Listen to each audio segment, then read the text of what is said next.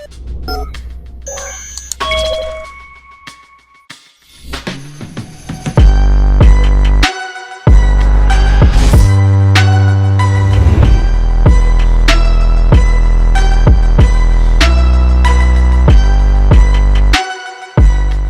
these are the Airpods Pro. Hey, what's up guys? JQ back with Tech Creation, where I use technology for recreation. So one of the most difficult things about reviewing Apple devices is trying to remain as objective as possible despite all of the hype surrounding their new products. Now before I get into the video, the Airpods Pro is going to run you a whopping $250 at the time of this video. So let's see if the sound quality and all of the additional features can justify that price tag. So I've already experienced some of the best truly wireless earbuds already. I'm talking about Sony, Sennheiser, the Galaxy Buds, the Powerbeats Pro, the Jabra Elite Actives, and the original AirPods. And despite how great all the other ones sound, simply for how small, comfortable, and how great the Galaxy Buds sound, those are three things that were extremely important to me. And so now with the AirPods Pro, we get customizable fit, IPX4 sweat and water resistant rating, active noise cancelling, and transparent mode. So as usual, taking a look around the case, it is a bit taller and wider this time around, and the thickness is actually the same as the original, so it doesn't really affect how much my jeans watch pocket is pushed out. And as far as the material and build wise, the case is pretty much identical to the AirPods 2. It just gained a few ounces. So since it's the same, that means we still get the lightning port. Hopefully next time around we'll get USB-C. Really no big deal though, since we still get the convenience of wireless charging, which in my opinion, I think is still Apple's best adaptation to the AirPods. So opening the case, the pairing process is identical. There's nothing really new there. Now immediately you'll notice the much larger sensors on both earbuds, and they are a bit slick to the touch. I find that instead of like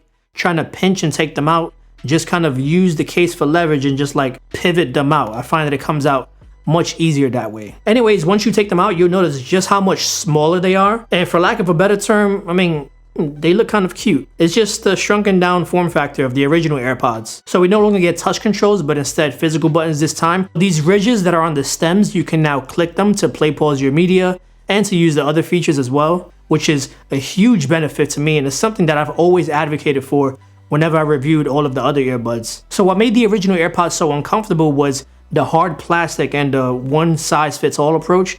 It just didn't really work with my ear canal and actually caused me more pain than anything. And thankfully, it seems as if Apple has been listening to their customers a lot lately, which I like. So we now get 3 pairs of silicone tips right out the box, which naturally offer passive noise isolation, which is effective within itself. Before I get into the sound quality, one thing I want to talk about is just how clean the design of this ear tip attachment is, and surprisingly keeps the ear tips very secure in place. These things really aren't going anywhere. I like that a lot. It gives it an overall much more cleaner look, staying very true to Apple's branding. Now my only issue, as you guys might have already expected, is that these white tips collect a lot of debris, especially from like rubbing against your shirt and some other fabrics. And if you already own AirPods, let's face it, you're probably already used to that, so it shouldn't be that much of a big deal this time around. When it comes to the comfort, these are actually very comfortable to wear.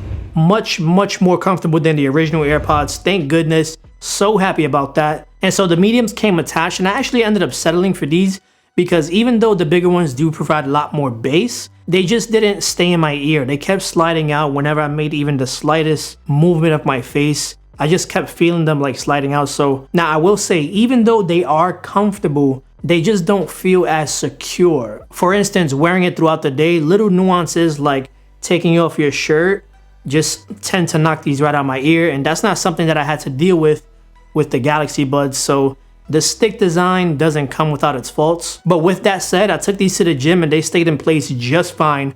I was running on the treadmill up and down. The thumping didn't seem to do anything to these.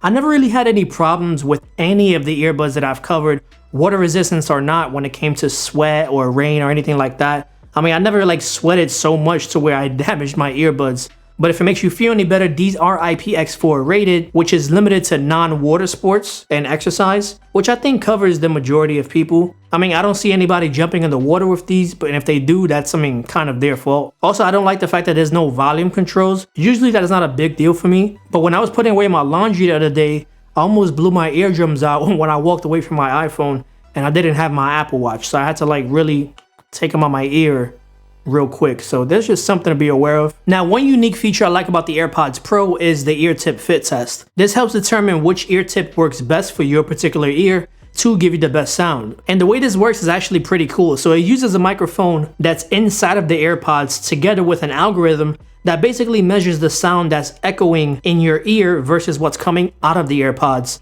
to determine what's a good fit. And actually, if you want to try it yourself outside your ear, if you just cover the sensor and the ear tip and then run the diagnostic, you'll see that you'll get good fit. So it's really impressive how Apple got this to work. So now as far as the sound quality is concerned, Apple uses what's called an adaptive EQ that basically automatically balances the lows and mids, customized to each listener, so every person will get the best sound for their particular ear. And for my ears, I'm gonna be honest, as much as I hate to admit it, these sound great. I'm so happy I can finally use a pair of AirPods.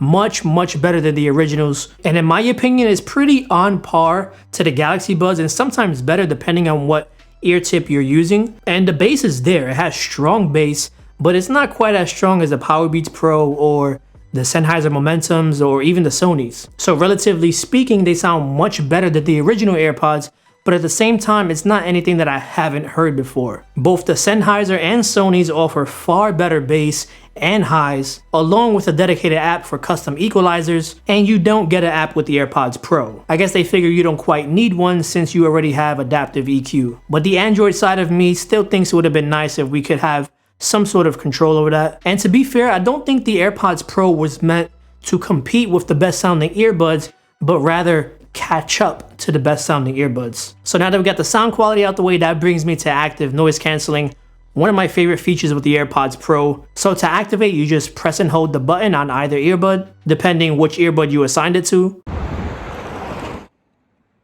And it'll let you toggle between normal, noise canceling, and transparency mode. And you can customize which earbud does what. And guys, let me just tell you, I'm extremely impressed of how well active noise canceling works on these earbuds. So for example, I was at the diner the other day having some coffee and some lady just kept yapping in my ear and I just went and I canceled her out and it worked great. In fact, if you leave one earbud on like I have now and you have noise canceling, it kind of feels like you just went deaf or like your ears popped in an elevator or on an airplane. That's the best way I could describe it. So now, once again, as I mentioned before, active noise canceling is great, but I still think the Sonys have much better noise canceling than the AirPods Pro. It's not to say that these are bad, but if I had to rank them, these would come in second place. Now, as far as transparency mode is concerned, it's the same thing, super effective. This large outer microphone does a great job at just kind of making your ears have super hearing. It's almost like hearing aids. So let's say if you wore these out of Manhattan or something like that, you're gonna hear that traffic for sure. And vice versa, noise canceling is just gonna suck everything right out. And which I forgot to mention, noise canceling and transparency works across Android and iPhone, which I mean, that's a major win right there. Now, a few final thoughts. Number one, I know white is Apple's branding when it comes to AirPods, but I really would have liked to see more color options. Black, I mean space gray. Could you imagine the AirPods Pro in space gray? The second thing is the fact that the ear tips are white. These, as I mentioned earlier about it collecting debris, I can really see this being discolored over a long period of use. So we'll just have to wait and see on that. All right, so now the third thing is that the fact that you still get these grills on the AirPods, I can see that also collecting debris. So the same old maintenance you had to do with the original AirPods, just expect to do them with the AirPods Pro. You get less battery than the original AirPods, 4.5 hours of listening time compared to the 5 hours on the original size AirPods. So again, the battery life is a little bit lower on paper, but it's not anything that I saw really affecting my listening time. You still get the same 24 hours of combined listening time with the case. You get the same H1 chip, so you're gonna get stable, fast, reliable connection. No latency, great distance when walking away from your phone, and the always on Hey Siri function, which I mean, I don't really use Siri like that. Like, I'd rather use Alexa. Never mind.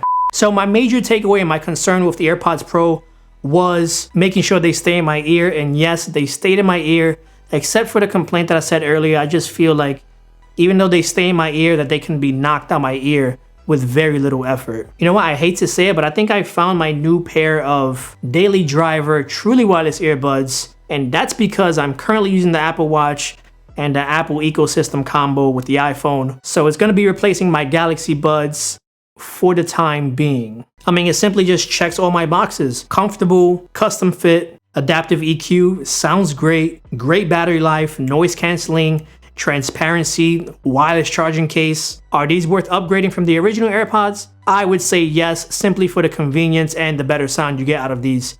But that hefty price tag might hold back a lot of people from clicking that purchase button. Do you think the AirPods Pro are worth upgrading to? Why or why not? Do you guys agree or disagree with anything I said in this video? Go ahead and let me know down below in the comments section. And if you haven't done so, show some love to that like button. Make sure you subscribe if you're new to the channel. And while you're at it, turn on the alerts. This way YouTube notifies you whenever I drop another awesome tech video. As always, I want to thank each and every one of you guys for watching. And I will see you in the next video. Peace out.